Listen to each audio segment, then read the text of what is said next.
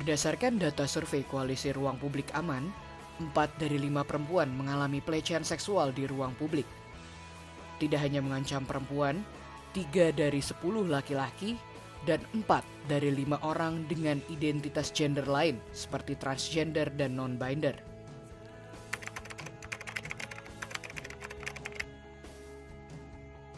Jadi waktu itu mau pergi ke rumah teman pakai taksi online. Terus waktu pas di perjalanan tiba-tiba kayak sopirnya itu tangannya mulai meraih ke paha. Terus dari paha dia mulai kayak baru ke area alat kelamin gitu. Dan di situ kayak jujur awalnya kayak shock gitu sampai sempat kayak takut dan nggak tahu harus ngapain gitu sampai akhirnya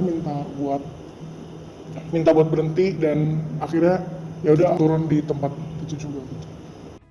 Jadi dulu saya lagi mau jalan ke toko buku. Ada satu toko buku di sekitar jalan raya. Kemudian ketika saya jalan, saya sempat berhenti karena ada genangan air di depan saya. Kemudian pas saya berhenti, tiba-tiba ada seorang bapak-bapak, perkiraan usia sekitar 40 tahunan. Dia tiba-tiba merangkul saya dari belakang dan menyentuh bagian dada saya, tepat di payudaranya. Jadi itu waktu SMP ada seorang guru, dia ngajar di bidang agama dan juga jadi salah satu pemuka agama. Waktu kegiatan belajar mengajar, dia suka ngebahas sesuatu di luar materi, tapi materi yang dia omongin ini itu mengarah ke arah seksual. Selain itu, dia juga suka nih manggil-manggil siswa-siswa untuk diajak ngobrol. Tapi yang jadi pertanyaannya adalah kenapa cuman yang perempuan? Kenapa nggak yang cowok juga? Nah, jadi setelah dipanggil-panggil itu awalnya gue mikir ya biasa lah yang ngobrol gitu. Tapi ternyata lama-lama kok megang paha ya kan ya. Lama-lama kok ngelusnya makin naik nih. Nah, dan dia juga suka ngerangkul gitu, dan ngerangkul yang tangannya itu hampir menyentuh bagian payudara. Nah, terus di satu titik itu yang gue alamin sendiri, dia pernah sampai buat minta cium ke gue. Terus gue kayak aduh gimana ya kan.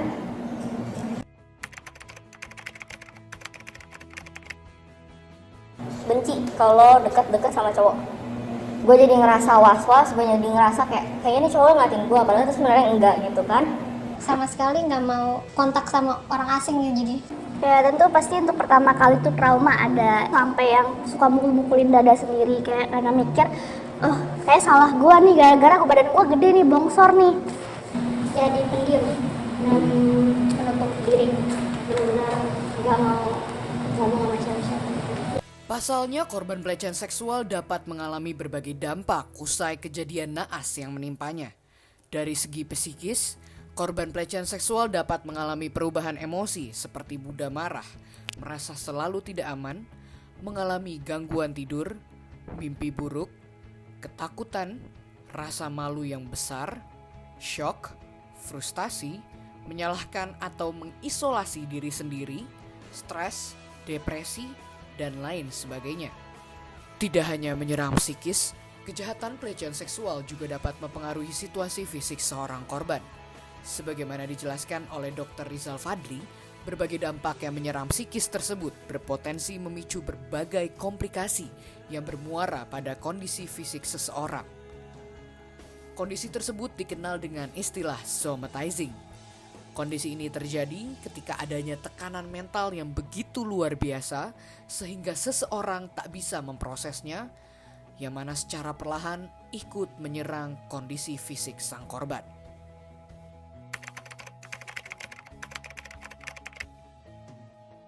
Yang pertama adalah sadari bahwa pelecehan seksual seperti yang saya sampaikan di awal itu adalah murni pilihan dari pelaku.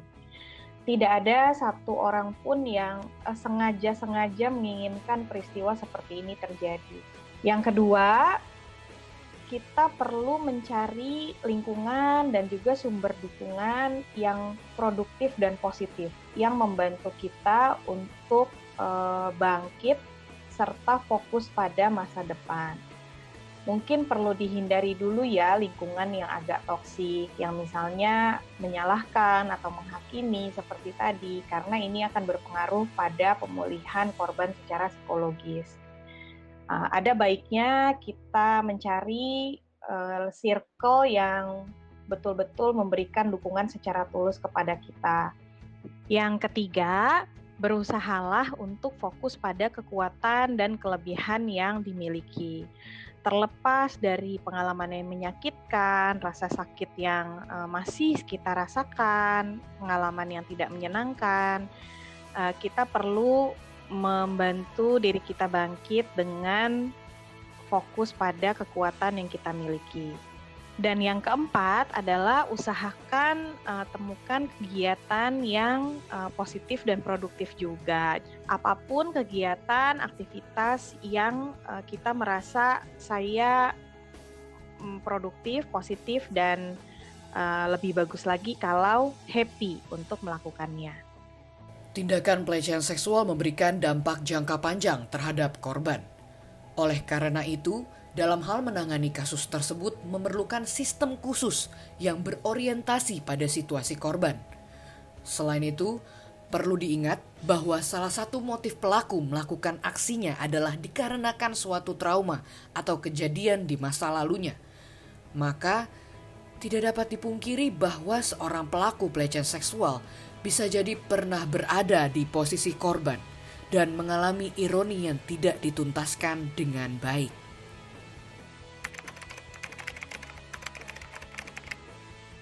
Kita tahu bahwa bicara soal kultur hukum ini juga melibatkan aparat penegak hukum gitu ya. Selain itu juga melibatkan masyarakat sendiri. Bahwa selama ini masih banyak korban mengalami intimidasi, diskriminasi, stigma yang datang dari aparat penegak hukum itu sendiri maupun datang dari masyarakat itu sendiri.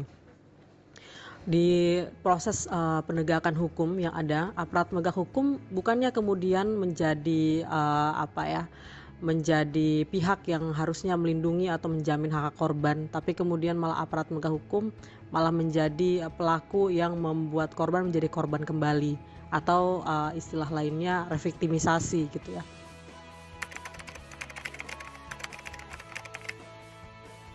Undang-Undang Tindak Pidana Kekerasan Seksual mengakui dan menjamin hak-hak korban yang terdiri dari hak atas penanganan, hak atas perlindungan, dan hak atas pemulihan, di mana pemenuhan hak korban merupakan kewajiban negara dan dilaksanakan sesuai dengan kondisi dan kebutuhan korban.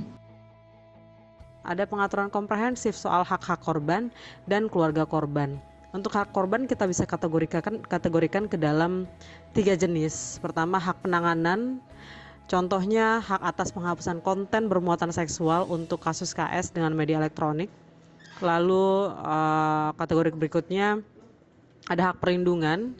Contohnya perlindungan dari sikap dan perilaku aparat penegak hukum yang merendahkan korban, atau perlindungan dari tuntutan pidana dan gugatan perdata atas tindak pidana kekerasan seksual yang telah dilaporkan. Lalu kemudian kategori berikutnya pemulihan. Pemulihan ada banyak aspek: rehabilitasi medis, mental, sosial, restitusi, kompensasi, dan reintegrasi sosial.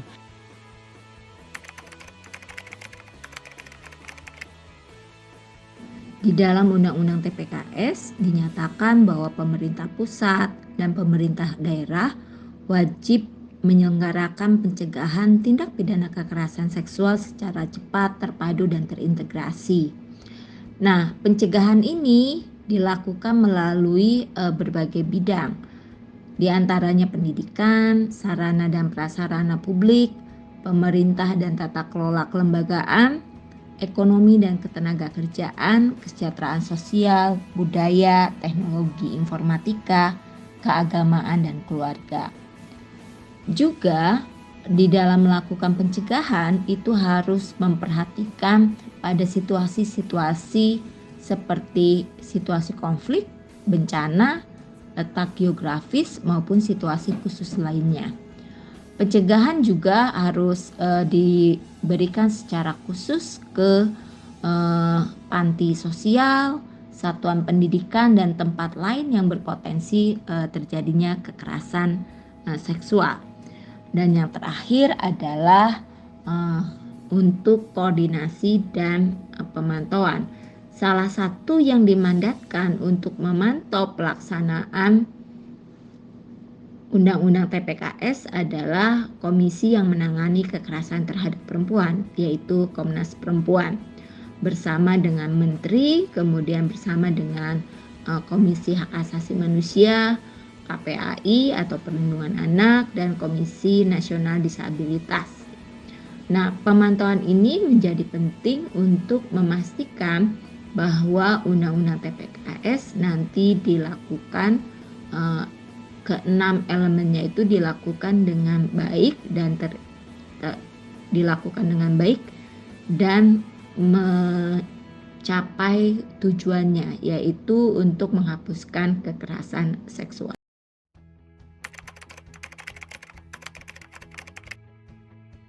Pertama, harus segera merevisi KUHP, khususnya terkait rumusan perkosaan dan juga perbuatan cabul.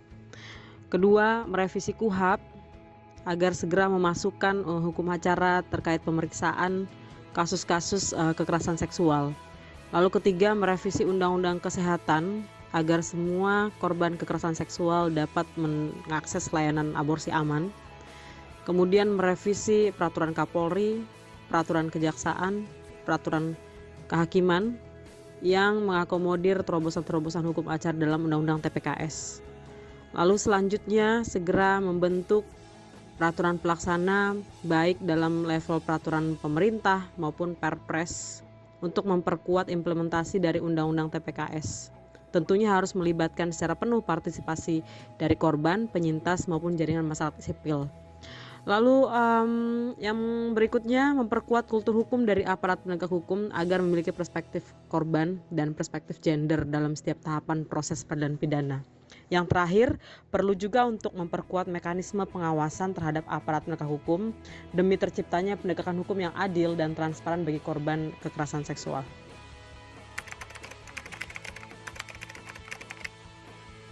Harapannya sih sebenarnya dengan ada UU TPKS ini juga dari kita sendiri juga bisa lebih waspada dengan semakin banyaknya kekerasan seksual ini, dan juga dari pihak pemerintah dan lain-lainnya juga mulai bisa lebih menindaklanjuti dan lebih aware aja sih sama masyarakatnya ya, karena udah banyak banget yang menjadi korban pelecehan seksual. Pasti kalau dari sisi korban sendiri, saya berharap UU TPKS ini nggak cuma semata-mata fokus untuk menjadi alat penghukum bagi pelaku, tapi juga sebagai perlindungan untuk korban itu sendiri. Dan harapannya juga jangan sampai undang-undang ini hanya untuk menangani kasus yang ada, tapi juga mencegah suatu kasus terjadi. Senang sih sebenarnya karena sebagai korban berpikir kalau misalnya nggak akan ada yang peduli sama gue, tapi ternyata banyak gitu yang peduli, bahkan orang-orang yang mungkin nggak kenal itu pun juga masih memperjuangkan itu. Dan harapannya sih semoga nggak cuma jadi hukum yang tertulis di kertas terus disahkan gitu aja sih, semoga bisa diterapin terus tetap konsisten sampai nanti. Semoga dengan disahkannya TPKS ini, polisi-polisi yang males ngurusin kekerasan seksual ini bisa kemudian lebih aware gitu. Ya, mudah-mudahan dengan adanya undang-undang TPKS ini bisa ngebantu para korban yang tadinya takut untuk speak up dan ngerasa kayak tekanan sana sini jadi ngerasa lebih berani gitu. Karena kan di undang-undang TPKS sendiri lebih mengedepankan untuk korban gitu loh. Banyak peraturan yang lebih untuk biar korban itu merasa terlindungi dan aman untuk speak up segala macam. Semoga pelaku pelecehan seksual di luar sana dapat hukuman yang setimpal dengan perbuatannya dan juga keadilan bagi korban-korban pelecehan seksual.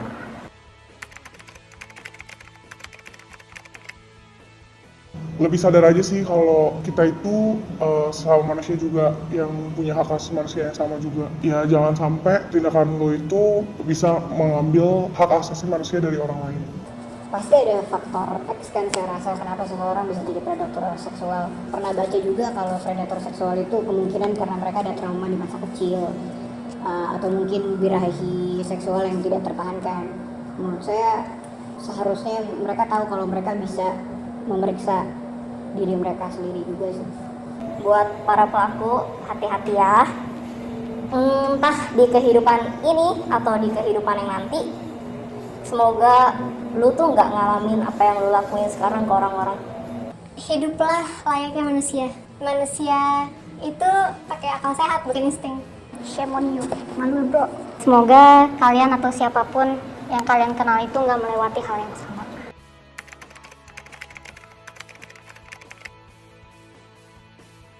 Coba untuk speak up aja sih, karena nggak enak aja kalau misalkan lu selalu pendam, karena itu akan terus lu ingat terus dan akhirnya jadi beban lu sendiri aja sih. Jangan takut, jangan terus-terusan bersembunyi, karena kita bukan pelaku, kita bukan orang yang melakukan kejahatan, kita tidak merugikan orang lain, tapi di sini kita korban. Gak ada salahnya buat kita bangkit lagi dan ya bersatu lah, kita saling menguatkan. Buat kamu yang masih terikat sama masa lalu atau terbatasi sama orang-orang ini, semangat ya. Lu nggak sendiri, lu pasti bisa ngelewatin ini semua. Jadi jangan merasa hidup lu tuh dibatasi sama orang itu. Lu bebas mengekspresikan diri lu dan lu berhak bahagia. Nggak usah takut, kalian nggak sendiri. Kalau circle atau keluarga atau teman-teman terdekat kalian itu nggak support terhadap apa yang kalian sampaikan, tinggalin aja. Yuk, berani speak up. Berani speak up, itu bisa membantu korban-korban yang lainnya juga. Kalau misalnya udah berani cerita, kalian cerita. Karena tanpa kalian sadari, banyak orang di luar sana yang ngalamin hal yang sama juga. Jadi, semangat. Kita harus saling menguatkan satu sama lain.